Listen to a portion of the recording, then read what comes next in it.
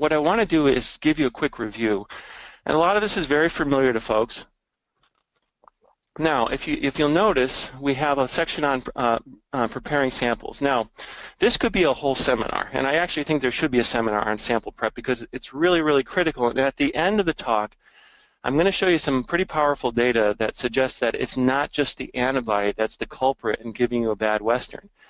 It's garbage in, garbage out, as they say. So there's a lot of things you need to think about. We'll mention more of them at the end, but really you want to make sure that your lysates aren't old, that you minimize the freeze thaws, that your protease inhibitors and your phosphatase inhibitors are fresh, that you're catching the cells at the right passage number, the cell density is not too high.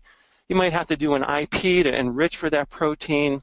A lot of people are using agarose beads for IP, and where you have to do a lot of pipetting of the beads, and sometimes you'll lose, when you're taking off your soups off the beads, you'll lose some beads, and that's protein you're losing. And so a lot of people move to magnetic beads. So that's another thing you could think about to try to maximize your protein recovery. Okay, so assuming you've done your sample prep, you then have to size fractionate those proteins, and the whole purpose of this is to separate based on size. Though people have run Westerns on a 2D gel, believe it or not. It's a little bit messy, of course.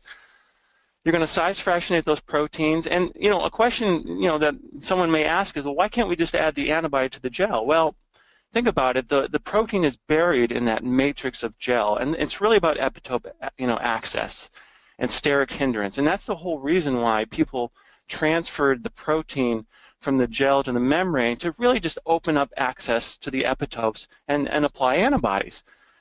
And of course, once you've done the transfer, and we can do tank transfer, and we do semi-dry transfer, and there's some fast transfer systems out there. And by the way, I think most people are using tank transfer and semi-dry systems.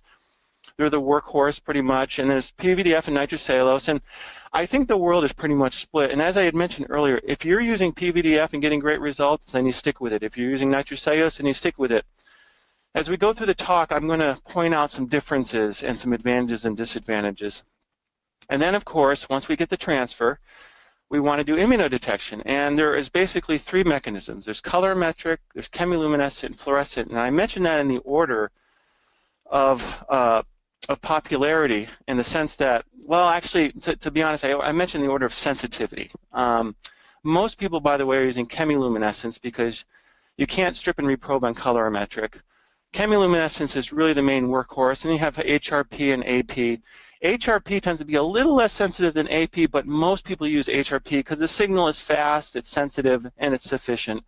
Now, fluorescence is not as popular, and part of the reason is you need some capital equipment, of course. Sometimes the membranes will autofluoresce, but multiplexing is possible fluorescence, and actually fluorescence is something a lot of people are thinking about because you can probe with multiple targets on the same blot using different colors, and that's the beauty of it. It's it's more sensitive, of course. To view the full video of this and all of our other webinars for bioscientists at the bench, please visit bitesizebio.com/webinars.